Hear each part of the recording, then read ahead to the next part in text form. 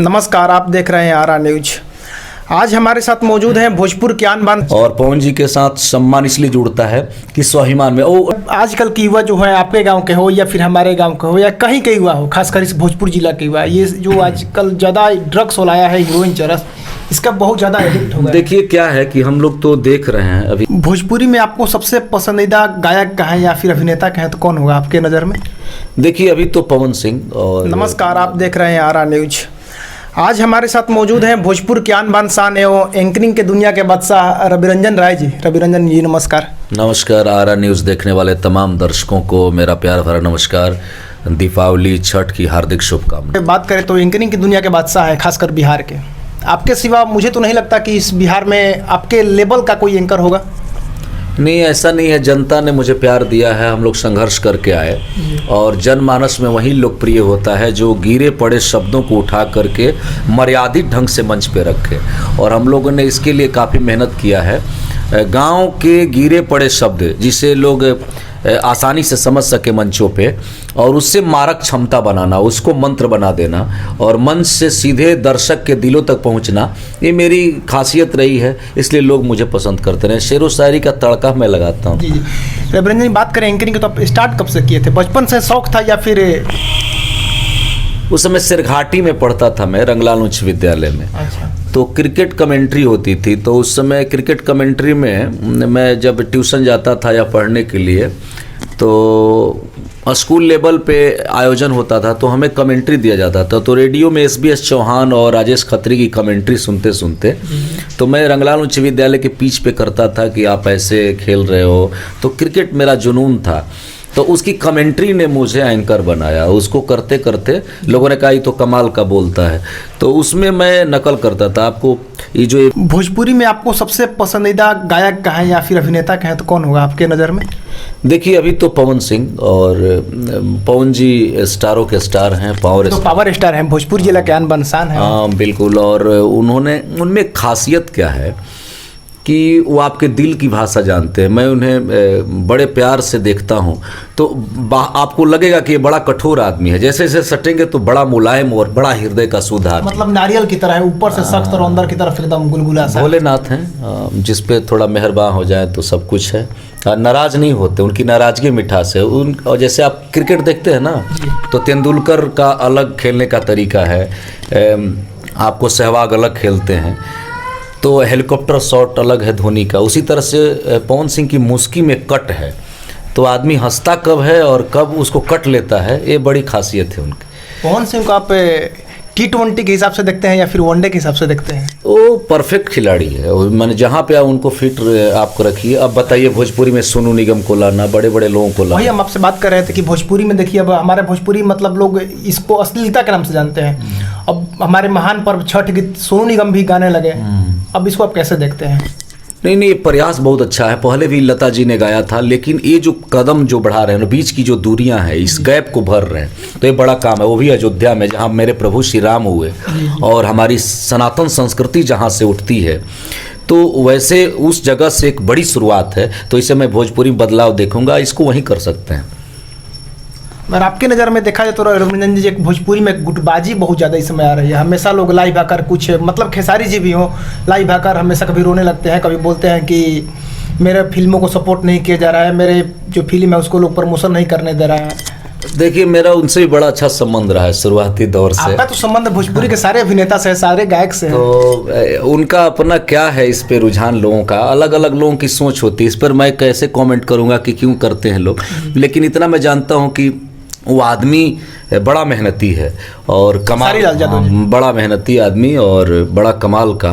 तो मेरे साथ तो अनुभव रहा है, मैंने मंच का करने का, सबके साथ बोलने का, तो मेहनत करके वो आदमी आया। बट आप अब देखिए, एक दौर होता है हर आदमी का, और उस दौर में TRP एक बड़ी चीज़ है। अभी एक शब्द आया TRP। जी जी। तो आप राजनेता हो, कलाकार हो या कोई है, TRP थोड़ा सा आदमी को इधर उधर करती है, तो उसमें कोई बड़ी बात नहीं है, क्योंकि अपने को स्थापित करने के लिए। क्या लग रहा है कि TRP के लिए लोग लाइव आते हैं? नहीं, ऐसा नहीं है। बट अपनी बात को नहीं रखेंगे तो लोग कैसे जानेंगे? कोई भी व्यक्ति अपनी बात को नहीं रखेगा, और कैसे रखेगा ये उससे बेहतर कौन जान सकता है? वो हम नहीं बता सकते हैं। वो जानते हैं कि मैं कैसे बेहतर रखूं तो लोगों तक पहुंचूंगा, क्योंकि वो हमसे इतना पहुँचे हैं तब तो इतना बड़ा स्टार हुआ लोग। कोई जर्मनी शूट कर रहा है, कोई ऑस्ट्रेलिया कर रहा है। दिनेश जी हैं, पवन सिंह जी हैं, खेसारी लाल हैं, ये तमाम लोग हैं। लेकिन आरा की मिट्टी की जो खुशबू है, विवादों में हमें नहीं रहना। क्योंकि हम लोग तो है कि एक शेर था मेरा कि कोई गीत नहीं गाता है, गीत अधर से क्या नाता है, जिसका जितना दर्द अधिक है वो उतना मीठा गाता है। पवन जी इतना दर्द कौन सहेगा, वो इतना अच्छा मीठा गाते हैं। खेसारी बहुत अच्छा गाते हैं, उसने भी दर्द सहा। दिनेश जी भी सहे। अब बताइए, करताल बजा के आदमी इतना बड़ा सुपरस्टार दिनेश जी, उनका मैं मंच किया था परसथुआ में, वो बिरहा गाते थे। मेरे तो पामी भी नहीं थी, उसी समय से एंकरिंग शुरू हो गई थी। और उस समय हल्की, मैं कितना 10वें क्लास में पढ़ता था। मनोज जी लेकर आए, पटना जा रहा था, मनोज तिवारी, हाँ, पटना प्लेटफॉर्म पे मुलाकात हो गई तो उन्होंने कहा चलो तुम्हें भभुआ घुमाते हैं। अब भभुआ ले गए एकता चौक पे, कार्यक्रम शुरू हुआ। कमाल का बोला मैं, और बोला तो बड़े लड़का था, बड़ा टुभु टुभु बोला था। मनोज जी बड़ा टुभु टुभु बोला था, मतलब मैं टप टप बोल रहा है। भोजपुरी में बड़ा क्लाइमेक्स है। मनोज तिवारी एक क्लास का नाम है। मतलब आपके माने तो भोजपुरी को एक लेवल तक पहुंचाने में किसका सबसे अहम योगदान है? देखिए, अहम सभी लोगों का है, लेकिन एक दौर होता है ना, जैसे आप देखेंगे, जैसे भारत अभी 21वीं सदी या 20वीं सदी में भोजपुरी को अगर एक लेवल बनाने वाला कोई एक अभिनेता हो या गायक हो तो आपके नज़र में कौन होगा? अभी तो पवन जी हैं, और वो कर रहे हैं, बहुत अच्छा कर रहे हैं। और मैं आपको बता रहा हूँ, ये सब अच्छे हैं, बट उनकी जो खासियत है आपको बता देता हूँ, मीठा बोलना, गाना, एक्टिंग। अभी मेरी स्वाभिमान उनके साथ आ रही है। मैंने कहा मैंने पवन जी, मैंने खेसारी के साथ वो किया था, खेसारी जी के प्रेम रोग। प्रेमांशु जी ने ब्रेक दिया था, मनोज हंसराज जी बलिया के हैं। इसके बाद मैंने सिपाही की दिनेश जी के साथ, इसके बाद बलम जी लव यू खेसारी के साथ।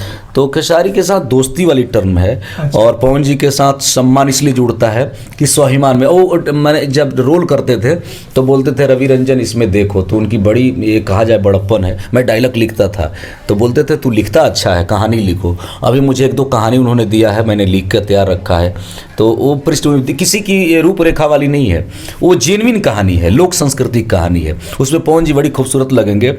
धोती कुर्ता पहना पवन सिंह, और पवन सिंह जी उसमें पान खा करके जब थूकते हैं तो क्रांति आ जाती है। तो एक अलग का नज़ारा होगा। हाँ, वो मैंने आप पवन सिंह के साथ आपकी इतनी नज़दीकियाँ हैं, आप ऐसा कुछ राज जो हमारे जनता के साथ शेयर करना चाहते हैं, जो अब तक ये मीडिया के रूप में नहीं आया है बाहर, ऐसा कुछ आप बताइए। पवन जी सुबह जब हनुमान जी की पूजा करते हैं, डेली? हाँ, डेली। और इसके बाद वो लेट से उठे या कुछ, हनुमानगढ़ी के बाबा की पूजा करेंगे, हनुमान जी की पूजा करेंगे, फिर हारमोनियम लेके बैठेंगे। और पवन जी के पास बस कम बोलिए, अच्छा लगेगा। ज़्यादा बोलेंगे तो उनके पास एक क्लास है, और वो कहते हैं कि मुझसे सीख, मैं जो लेके आता हूँ, और उसको आप ध्यानपूर्वक सुनिए। जैसे उन्होंने बड़ा, जैसे आप नीचे से कोई कलाकार उठाया और इतनी ऊंचाई पे गया, उसके सामने बोलना नहीं है, उसको उससे खुद एक बादशाह है, उसके सामने आप क्या बनिएगा? नहीं, बनने की बात नहीं कर, मैंने सीखिए। जैसे बहुत लोग जाते हैं ना तो अपनी छाप छोड़ने, तो वो बड़ी बारीक से जांचते हैं कि आदमी कितना लेवल पे झूठ बोल रहा है, कितना लेवल पे सच बोल रहा है। उस आदमी की खासियत परखते बहुत जल्दी है। पवन सिंह रघुरंजन जी, कुछ है कि डायलॉग वगैरह हो जाए तो बढ़िया होता है।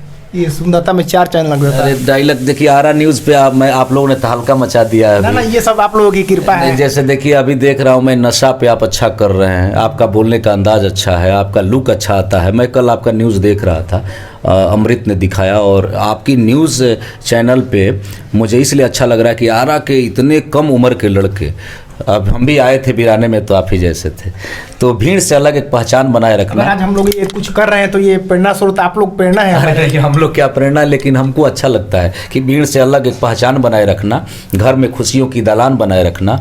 मुश्किलें आएंगी तो आके लौट जाएंगी, अपने होठों पे मुस्कान बनाए रखना। जो जनता की आवाज़ उठाता है, जो जनता के लिए जीता है, आपसे अच्छा कौन हो सकता है? 11 बजे रात को आप निकलते हैं, फील्डों में घूमते हैं, और हीरोइन जहाँ पे बिकता है वहाँ तक पहुँचते हैं, और सबके नज़ारे को बिल्कुल पारदर्शी रूप से रखते हैं। नशा पे आप काम कर रहे हैं, इससे बड़ा और क्या हो सकता है? रघुरंजन जी के हमारे पूर्व प्रधानमंत्री थे अटल बिहारी वाजपेयी जी, वो भी गीत संगीत के काफ़ी शौकीन थे। देखिए क्या है ना कि कलाकार का मन नहीं होगा, संवेदना नहीं आएगी। तो जैसे आपने सुना होगा, एक मैं मंचों पे बोलता हूँ, एक बहुत बड़ा मृदंग वादक था, तो बहुत अच्छा ढोलक बजाता था। तो एक दिन मेमना का बच्चा आया, बैठ गया, 7 दिनों का संगीत का उत्सव था। तो उसने कहा ढोलक वादक को लगा मैं बजाता अच्छा हूँ इसलिए बैठ जाता है आके। तो उसने पूछा कि मैं बजाता अच्छा हूँ, मेरे धुन अच्छे हैं, मेरे ताल अच्छे हैं, तू आके क्यों बैठ जाता है? मेमने के बच्चे ने कहा ढोलक वादक मुझे नहीं पता है, तू बजाता अच्छा है, तेरे धुन अच्छे हैं, लेकिन ढोलक पे जो चमड़ा लगा है वो मेरी माँ की कुर्बानी के बाद लगा है। मेरी माँ ने अपने जीवन को कुर्बान करके संगीत को सब कुछ समर्पित कर दिया है। जब इसमें थाप लगती है तो मेरी माँ मुझे बुलाती है, मैं अपनी माँ की मिठास को सुनने आता हूँ कि मेरी माँ जिंदा होती तो कितनी अच्छी थी, मर जाने के बाद इतनी मीठी आवाज़ उससे आ रही है। तो कुर्बानी, किसी भी काम में कुर्बानी देनी पड़ती है, समय देना पड़ता है। तो अटल जी मेरे गुरु हैं विनीत चौहान, सुनील जोगी, अच्छा, हाँ। हरिओम पवार, देश के बड़े बड़े नामचीन कवि हैं। हाँ, उनके मंचों को मैंने साझा किया है। तो कुमार जी के साथ मैं दिल्ली में था, कुमार विश्वास जी, कुमार जी के साथ, तो उनका वसुंधरा एनक्लेव में घर है न्यू दिल्ली में। तो कुमार जी ने मुझे बड़ी चीज़ें बताई हैं और उन्होंने बताया कि एक बार एक कार्यक्रम था तो मैं बहुत खुश था, मैं जमा दिया था रंग अपना, जमाया तो कुमार जी ने कहा तू बड़ा खुश है, तुझे पेमेंट कितना मिला है? मैंने मिला 10,000 10,000 मिले हैं। बोला बस 10,000 मिले हैं यार, तू तो कमाल का आदमी है। तो कुमार जी ने बड़े प्यार से कहा और उन्होंने हाथ रखा कंधे पे, बोला रवि रंजन ये पब्लिक है भी खुश है, लेकिन जो बुलाता है वो भी उसको भी खुश रखना चाहिए। मैंने वो तुम्हारे कार्यक्रम से कितना संतुष्ट है। तो लेकर के गए तो 50,000 मिले। तो उन्होंने क्या किया कि वो जैसे आप चीज़ क्या है, जैसे आप आरा न्यूज़ हैं, आप भी शुरू में आए होंगे तो 1,000 2,000 लोग सुनते होंगे, अब लाखों में सुनते हैं। उसी तरह से उन्होंने कंधे पे हाथ रख के कहा कि हम भी आए थे तो वीराने में तुम्हारे जैसे थे। तो जो आदमी जिसका संवेदना नहीं हो, जैसे कोई भी कलाकार होगा उसके अंदर संवेदना होगी तब बड़ा काम होगा। ये देखिए हमारे लिए कितने गौरव की बात है कि आप एक छोटे से गांव से निकलकर आप कुमार विश्वास के साथ मंच शेयर कर रहे हैं, ये तो हमारे लिए गर्व की बात है। मैं राहत साहब थे तो उनके साथ भी, मुनव्वर राना साहब थे, कोई बाकी नहीं हमसे, तो मैंने किया है। आरा में भी था तो मैं आया था। मैंने आप जितने कवियों को जानते हैं करीब करीब मैं सबके, विनीत चौहान जी देश के बड़े कवि हैं, बड़े कवि हैं जी। हाँ, उनसे मेरी बात होती है। उनका बिहार पे एक रचना है जिसको मैंने अभी शूट किया है राजगीर में, वो रिलीज हो गई है। पवन सिंह का सबसे खूबसूरत गीत या गाना कौन सा होगा आपके नज़र में? वो तो जो भी गाते हैं सब अच्छा ही लगता है हमको। और मैं लड़कों से पूछता हूँ, मैं तो एंकर हूँ, मैं सबका मन से मैं पूछता हूँ कि कैसा लगता है आपको। तो उनको बनारस में आप जाएंगे तो वहाँ लोग मनोज तिवारी बनना चाहते हैं। अच्छा। लेकिन पूरे भारत में आप घूमते हैं जहाँ भोजपुरी है तो लड़का जो थोड़ा बाल रखता है, थोड़ा सुंदर है, थोड़ा स्माइल है उसके अंदर, थोड़ा सा वो इश्क करता है, तो वो सीधे सीधे कहता है मुझे पवन सिंह बनना है। तो ये टीआरपी बताती है कि पवन जी कितने लोकप्रिय हैं। जैसे आप घर में टीवी चलता है तो टीवी चलता है ना, तो और लड़के आते हैं या गायक आते हैं, मैं सबकी प्रशंसा करता हूँ, सब अच्छे हैं, बट चैनल चेंज नहीं होता इस गायक के नाम पे। बेटी भी सुन लेती है, माँ भी सुन लेती है, और देवी गीत तो कमाल का है, और गज़ल गाते हैं तो रुला देते हैं। इस करने वाले की संख्या ज़्यादा है। देखिए आजकल एक जो नए नए गायक हैं जल्दी हाईलाइट होने के चक्कर में कुछ ज़्यादा ही अश्लील आ जाते हैं। देखिए क्या है कि आप भोजपुरी में जो है ना, ये जो कलाकार है रियाज कम है इनके अंदर, बनावटीपन ज़्यादा है, और तुरंत चाहते हैं कि तुरंत पवन जी हो जाए, खेसारी जी हो जाए, मनोज तिवारी जी, हमको एक अच्छा सा प्लेटफॉर्म मिल जाए ताकि करते क्या है ना, और झगड़ा भी कर देंगे आपको। आज कुल सलाह भी दीजिए, गाली भी दे सकता है। बहुत कलाकार ऐसे हैं कि आपको लगेगा आप तरजीह देंगे या कुछ नया मशवरा देंगे तो सतर्क भी रहना है। हम तो मंच ही नहीं करते इन लोगों के साथ, बहुत कम करते हैं। ये कब क्या किसको कितना, जैसे जो संघर्ष से आया है, जैसे किसी 18 साल के लड़के को 2 करोड़ रुपया दे दीजिए, उसे बर्दाश्त होगा? बर्दाश्त नहीं होगा। हैं? आज जो मजदूरी करके आया, संघर्ष करके, मनोज बाजपेयी जी को अवार्ड मिलेगा, अच्छा लगता है, भरत शर्मा जी को मिलता है तो अच्छा लगता है, इनको भी मिले अच्छा लगता है, लेकिन बचा नहीं पाते हैं। इतने गर्म हो जाते हैं कि खून इनका उबलने लगता है, इनके अंदर परिपक्वता की कमी है। हाँ, ये सब करने लगते हैं लोग, और कब क्या बोल देंगे इसका भी डर बना रहता है मंचों पे। कुछ एक और डायलॉग वगैरह हो जाए, 1-2 डायलॉग पवन सिंह का, या फिर आपका डायलॉग या फिर आपका गीत। मैं आपको सुनाता हूँ। कुत्ते को घुमाना याद रहा और गाय की रोटी भूल गए, ब्यूटी पार्लर याद रहा और सर की चोटी भूल गए, बिस्लरी पानी याद रहा और घर का मटका भूल गए, टीवी सीरियल याद रहा, बिजली का खटका भूल गए, दोस्त यार सब याद रहे पर सगे भाई को भूल गए, साली का जन्मदिन याद रहा और माँ की दवाई भूल गए। लेकिन माँ कष्ट नहीं देना चाहती है। कम चीज़ों में ज़्यादा खुशी तलाशती है माँ, अभाव में खुशी तलाशती है माँ। पत्नी नहीं तलाश सकती है, वो परेशान करेगी। माँ क्या करती है, जैसे आप देखते होंगे चबेनी और गुड़ पैंचा दे देगी किसी घर में, वहाँ से दूसरा चीज़ मंगा लेगी लड़की खुशी की खातिर। वो कम खुशी में ज़्यादा खुशी कैसे, अभाव में भी खुशी तलाशती है माँ। तो उससे हम कहते हैं चलो मैं बहुत पैसा कमाता हूँ, शहर नहीं जाना चाहती है, उसका कोई अरमान नहीं है, वो चाहता है बच्चा खुश रहे, तो क्यों नहीं जाना चाहती है। अच्छा, अब देखिए आरा न्यूज़ यदि उस समय बहुत पॉपुलर भी था, लॉकडाउन था, आपको मैं बता रहा हूँ क्या होगा। अयोध्या भी मंदिर बने शानदार एकदम रूप से, वो रामलला की कितनी भव्यता है। वो चाहता तो एक ही 2 आदमी बना देता, लेकिन कितना सनातन धर्म की परिपक्वता है कि 100, 50, 11 रुपया, 21 रुपया, 11,000 रुपया सब हिंदुस्तानियों से लिया गया, इसलिए कि सबकी आस्था बनी रहे। तो घर क्या है, मंदिर है। तो जो बाहर नौकरी कर रहे हैं, पलायन के समय तो गाँव याद आ रहा है। जी जी। इसके बाद पिज़्ज़ा बर्गर खाइएगा, उसमें से जो पैसा बचता है, गांव में भी मकान को सुरक्षित रखने की जरूरत है, नहीं तो फिर आएगा कोरोना जैसा, तो फिर चल जाइएगा। जहाँ से आप बढ़े थे आप उसको भूल गए, उस जड़ को। मेरे कहने का मतलब है गांव के शिवाला को भी आबाद रखिए। अच्छा। वो भी है, हम पैसा इन्वेस्ट 1 करोड़ रुपया आप कमा लिए और उसको शहर में इन्वेस्ट करिए, सही कर दीजिए, लेकिन 20 लाख गाँव में इन्वेस्ट कर दीजिए, रोजगार बढ़ेगा।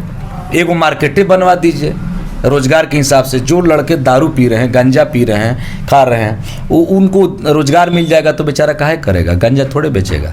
नहीं समझे, बालू पे देख रहे हैं टूट रहा है, हमारा गांव है। तो हम लोग एजुकेशन पे, बिहारी क्या है, बिहारी जहाँ एजुकेशन अच्छा हो, पहाड़ पे कहिएगा चला जाएगा।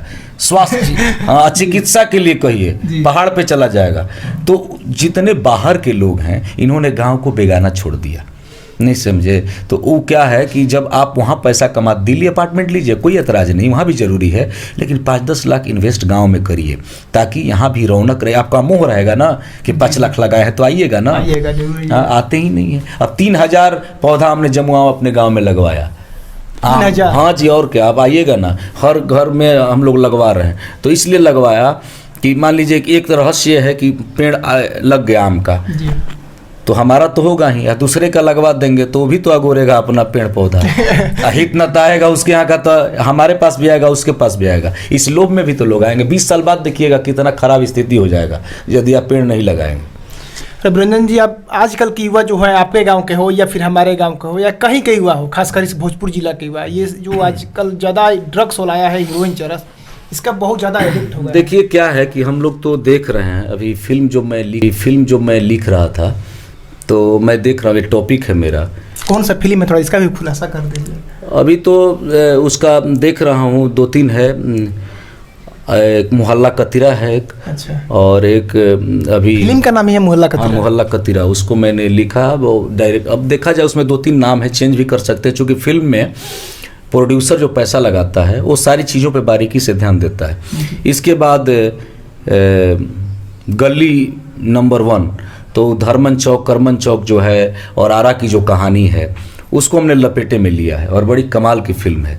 तो उसको नाम तो चेंज होते रहता है, इसलिए ना कि जब तक पूरी फिल्म नहीं बन जाए तो वो सोचता है प्रोड्यूसर कि कैसे पैसा आएगा। अच्छा, ज़मीनी हकीकत भी रहे, सच्चाई भी रहे, और पैसा भी वसूल हो। तो उस पर तो नाम पे नहीं, हम लोग अपने अनुसार कहानी लिखते हैं, बट वो कहता है यार 3 नाम इसमें रखो, और जो सेलेक्ट हो जाए। ये आजकल के युवाओं को आप क्या संदेश देना चाहते हैं? देखिए, सबसे बड़ा भटकाव है, जैसे हमने 10,000 रुपये का जूता पहना, ठीक है, 3,000 का जीन्स पहना, 2,000 का टी-शर्ट पहना, 1,000 रुपये का चश्मा पहना, वो भी उल्टा, और 50 रुपये की टोपी पहनी, वो भी उल्टी। यानी हम नीचे से महंगे होते गए और दिमाग से सस्ते होते गए। यही दिक्कत है, भटकाव बहुत है। जैसे किसी यूथ, बातों में क्या बोल दिया, अगर इसको कोई सोचे समझे तो लगता है कितने दिन लग जाएंगे। अब जैसे पहले के लोग क्या करते थे, खाड़ाव पहनते थे लकड़ी का, ठीक है, फिर धोती पहनते थे, इसके बाद मुकुट महंगा होता था उनका, सोना चांदी का, दिमाग, और हम क्या है 50 रुपये का टोपी पहनेंगे, 1,000 का चश्मा, सस्ता देखिए कैसे उड़ते गए। तो आज का युवा कुछ नहीं, 10,000 रुपया दीजिए किसी को मार देगा। भटकाव पड़ता ही नहीं है, संवेदना मर गई लोगों में, अपनत्व तो मर रहा है, ये दिक्कत है, यही प्रॉब्लम है। जैसे जो राजनेता हैं या कोई और हैं, इनकलाब जिंदाबाद जिनको नारा लगवाना है, 10,000 का जूता खरीद देगा, आप बोलते रहिए। अब आपको निर्णय लेना है कि भटकन की स्थिति कहाँ है और हम विराम कहाँ लगाएं। कितने चौराहे निराला ने लिखा है, आप गोपाली चौक पे गए तो आप न तय कीजिएगा कि धर्मन चौक जाएं कि कतीरा है कि पकड़ी जाएं, चौराहे तो हर जगह हैं। तो हम लोग दिख, अब बताइए, बहुत लोग इंडस्ट्रीज में हैं, हम लोग कहाँ भटकते हैं, हम लोग भटकने वाले नहीं। इसलिए यूथ को खुद निर्णय लेना होगा, आपको कोई बचाने थोड़े आएगा। चलिए हम लास्ट में सही यही कहेंगे कि आप थोड़ा एक पवन सिंह का एक बढ़िया सा डायलॉग थोड़ा जनता को सुना दीजिए। पवन जी का डायलॉग तो मैंने जो अभी स्वाभिमान में है कि बुलंदी का नशा सिमतों का जादू तोड़ देती है, हवा उड़ते हुए पंछी के बाजू तोड़ देती है। तो बहुत चीज़ें आएंगी अभी और नया है, उसको भोजपुरी में भी है, बहुत सारी चीज़ें हमने उसमें किया है। तो कमाल की फिल्म है। राम शर्मा जी जर्मनी में रहते हैं, स्वाभिमान अच्छी बनाई है उन्होंने और कमाल की फिल्म है और दर्शकों को इंतज़ार है, हमको भी इंतज़ार है। और पवन जी ने कहानी जो हमसे लिखवाई, हमको भी सब्र से इंतजार है कि आपको अपने नजर आ रहे हैं उसमें। अब लगातार आएंगे हम लोग, चूँकि पावर स्टार को भरोसा है कि मैं लिख सकता हूँ, जी जी। तो उन्होंने जब उनको भरोसा है तो पूरे भोजपुर को, पूरे बिहार जी को जी, भरोसा तो है। उन्होंने ब्रेक दिया है तो अच्छा है। और प्रेमांशु जी ने पहली बार ब्रेक दिया, फिर धीरे धीरे सब कुछ चल रहा है, अच्छा होगा। अब देखिए एक ये है कि जो गाना गाता है भोजपुरी वही हीरो होता है, ठीक है ना। जो गाना नहीं गाता वो हीरो नहीं होता। हम भी खूब सुंदर थे, खूब ठीक है, लेकिन अब गाना नहीं गाते हैं तो दिक्कत होती है। लेकिन अब परिवेश बदल रहा है, बहुत कुछ अच्छा है।